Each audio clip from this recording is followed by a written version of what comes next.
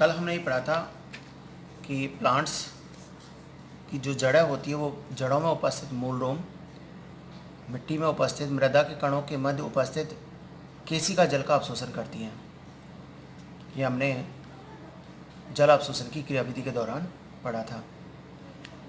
मूलरोम के द्वारा जल का अवशोषण जड़ों की जाइलम तक और जड़ों की जाइलम से तने के जाइलम तक कैसे होता है।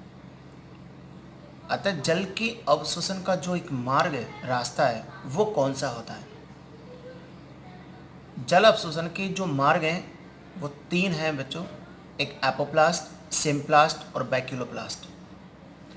इन तीनों मार्गों को समझने से पहले हमें इस डायग्राम को एक बार समझ लेना चाहिए।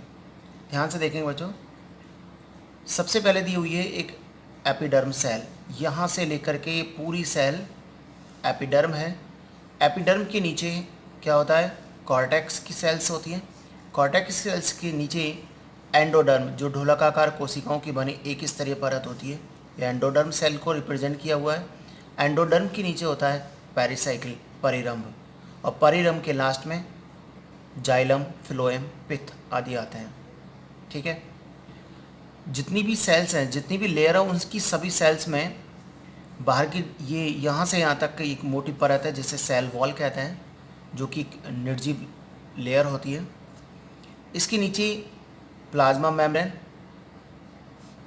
मेम्ब्रेन और ये जो सेल्स है, ये और इस वाली सेल्स, इन दोनों के बीच में यहाँ एक जंक्शन दिया हुआ बीच में।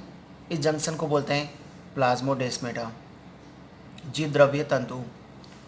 2 सेल्स के बीच में जो गैप है, इसको बोलते हैं इंटरसेलुलर स्पेस, अंतराकोशिकीय अवकाश। ठीक है। अंदर प्रत्येक सेल्स के अंदर हमने इसको एक एक रिक्तिका, वैक्यूल को दिखाया गया है। रिक्तिका के चारों ओर जो सिंगल लेयर होती है उसको बोलते हैं हम टोनोप्लास्ट। क्या बोलते हैं उसको? टोनोप्लास्ट कहते हैं। यहाँ तक समझ में आया? अब जितनी भी सेल्स हैं, इन सेल्स के बीच में एक जंक्शन होता है। इस जंक्शन को प्लाज्मोडेस्माटा कहते हैं, जिसके माध्यम से जितनी भी सेल्स होती हैं आपस में, इनका जो प्रोटोप्लाज्म होता है, साइटोप्लाज्म होता है, एक दूसरे से लिंक रहता है, आवागमन कर लेता है। सबसे पहले हम जल अवशोषण का जो ये मार्ग है, जो मूल रोम से स्टार्ट करेंगे और जड़ की जाइलम तक पहुंचाएंगे, और जड़ों की जाइलम इसे वाष्पोत्सर्जन कर्षण के माध्यम से तने की जाइलम तक पहुंचा देते हैं। तो हमें मूल रूम से स्टार्ट करके और जड़ की जाइलम तक पहुंचाना है। तो इसका जो सबसे पहले रास्ता है वो हम देखते हैं एपोप्लास्ट। एपोप्लास्ट जिसे हिंदी में बोलते हैं बच्चों अपलवक मार्ग। क्या बोलते हैं इसको? अपलवक मार्ग। इसमें सबसे पहले देखना है कि जल का जो गमन है, मूवमेंट है, प्रवाह है, वो सेल वॉल के माध्यम से होता है। जो ये रेड एरो हमने इंडिकेट किए हुए हैं, ये कहाँ जा रहे हैं? सेल वॉल के अंदर। तो जो मृत निर्जीव सेल वॉल के माध्यम से यहाँ से एरो दिखा करके ये क्या आ गया? इंटरसेलुलर स्पेस, अंतराकोशिकीय अवकाश। तो एपोप्लास्ट जो एक मार्ग है, इस मार्ग में जल के अणुओं का जो प्रवाह होता है, गमन होता है, वो निर्जीव कोशिका भित्ति व कोशिकाओं के मध्य जो अंतराकोशिकीय अवकाश है उसके माध्यम से होता है। मतलब सेल वॉल से लेकर दूसरी सेल वॉल के बीच होता है। यहाँ से एरो करेगा, जाएगा आगे, गमन कर रहा है। लेकिन जैसे कॉर्टेक्स के बाद एंडोडर्म की सेल तक ये पहुँचता है, तो हम जानते हैं कि एंडोडर्म की सेल में एक लेयर होती है जो किसकी बनी होगी? लिग्निन और सुवेरिन की। किसकी होती है? लिग्निन और सुवेरिन। हम ये जानते हैं लिग्निन और सुवेरिन दोनों ही मृत होते हैं, निर्जीव होते हैं। अतः यहाँ पर ये कैस्पेरिन पट्टी बनाई हुई है जो जल के प्रति क्या होती है? अपारगम्य होती है। इसका मतलब इस एपोप्लास्ट मार्ग से जल के अणुओं का जो प्रवाह है, गमन है, वो एंडोडर्म से पहले तक तो सेल वॉल के माध्यम से और इंटरसेलुलर स्पेस के माध्यम से होता है, लेकिन आगे कैस्परिन जो परत होती है इसको वाटर आगे गमन नहीं कर पाता अपारगम्य होने के कारण। इस कारण एंडोडर्म के द्वारा आगे जो जल का गमन है वो सिम्प्लास्ट के माध्यम से होता है। देखो यहाँ पर हमने एरो को नीचे दिया है और ये आगे जाकर के इस प्लाज्मोडेस्माटा के माध्यम से पेरिसाइकिल में जाएगा और पेरिसाइकिल में पहुँचने के माध्यम वापस जाइलम में जाएगा और जाइलम इसे क्या करेगा, वाष्पोत्सर्जन कर्षण के माध्यम से तनिक जाइलम तक पहुंचा देता है। ठीक है, ये जो प्रोसेस है वो विसरण की क्रिया द्वारा होती है। किसके द्वारा होती है? ये विसरण की क्रिया द्वारा होती है। अनियंत्रित होती है, अनकंट्रोल होती है, तेजी से होती है। ठीक है, अब देखो सेकंड आता है सिम्प्लास्ट। कौन सा होता है? सिम्प्लास्ट। सिम्प्लास्ट को बोलते हैं संलवक मार्ग। ऑरेंज लाइन के द्वारा इसको रिप्रेजेंट किया गया है।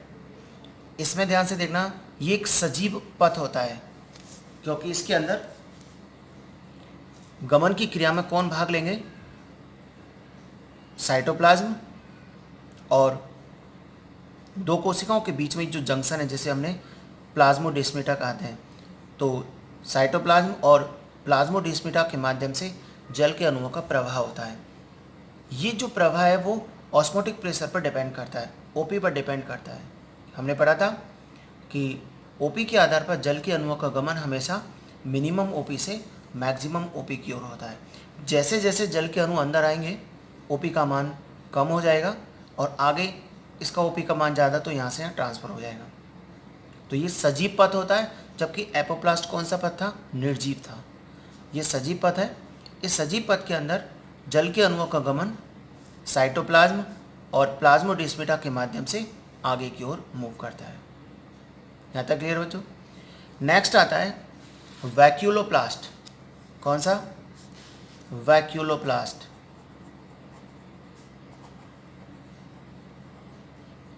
वैक्यूलोप्लास्ट और सिम्प्लास्ट समथिंग एक जैसे ही है। ये भी सजीव पथ होता है। हिंदी में इसको बच्चों बोलते हैं रसधानी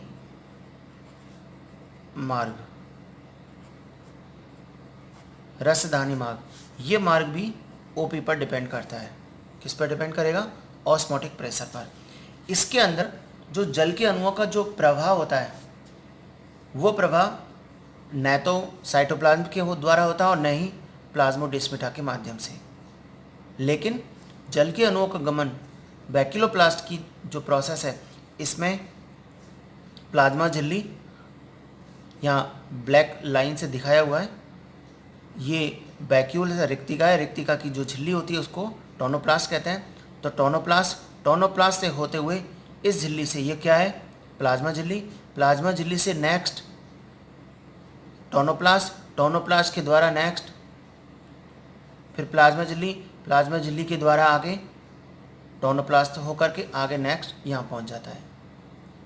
इसका मतलब वैक्यूलोप्लास्ट के द्वारा जो जल के अणुओं का गमन होता है उसमें न तो कोशिका द्रव भाग लेगा और न ही प्लाज्मोडेस्माटा, बल्कि ये भी एक प्रकार का सजीव पथ है जिसके अंदर रिक्तिका के चारों ओर उपस्थित टोनोप्लास्ट सिंगल लेयर टोनोप्लास्ट और ये प्लाज्मा झिल्ली, ये दोनों भाग लेती हैं।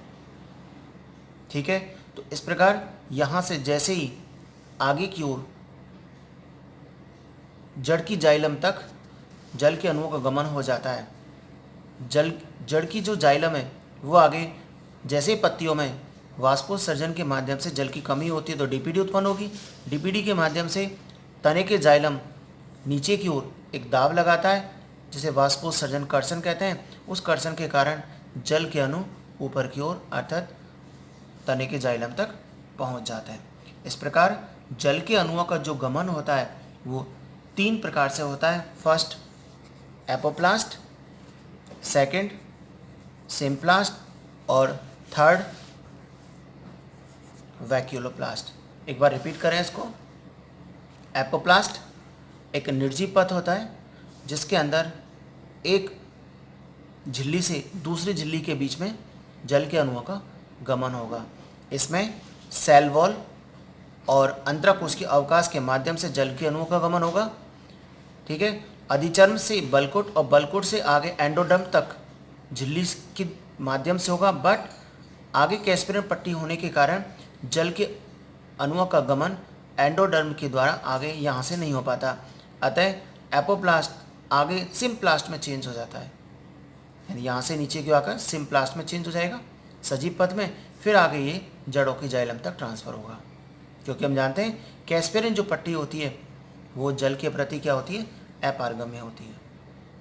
जबकि सिम्प्लास्ट के अंदर हमने क्या बताया था, सिम्प्लास्ट एक सजीव पथ है जिसमें ओपी के माध्यम से जल के अणुओं का गमन होता है। मिनिमम ओपी से मैक्सिमम ओपी की ओर जल के अणुओं का गमन होता है। ठीक है, तो एपिडर्म के अंदर ओपी का मान अधिक है, अतः मूल रूप से जल एपिडर्म के सेल में आएगा। सबसे पहले यहाँ पर इस एपिडर्म की कोशिका के अंदर आता है जिसमें साइटोप्लाज्म से आगे फिर ये प्लाज्मोडेस्माटा के माध्यम से कॉर्टेक्स की सेल में एंट्री करेगा। कॉर्टेक्स की सेल्स के बाद ये सीधा एंडोडर्म की सेल में जाएगा और एंडोडर्म द्वारा ये पेरिसाइकिल के माध्यम से जड़ की जाइलम तक ट्रांसफ़र हो जाता है और जाइलम इसे वापस ऊपर पहुंचा देती है। इसी प्रकार थर्ड नंबर का जो हमने पढ़ा था बैक्यूलोप्लास्ट, जिसे रसधानी मार्ग कहते हैं, ये भी एक सजीव पथ है जिसके अंदर जल के अणुओं का गमन रिक्तिका के चारों ओर उपस्थित टोनोप्लास्ट और प्लाज्मा झिल्ली के माध्यम से जल के अणुओं का प्रवाह होता है। ठीक है बच्चों, ये टॉपिक आपको समझ में आ गया होगा। आप इस वीडियो को ध्यान से देखें, इसको समझें और इस वीडियो को सब्सक्राइब करें, लाइक करें एंड शेयर करें। ठीक है, ओके।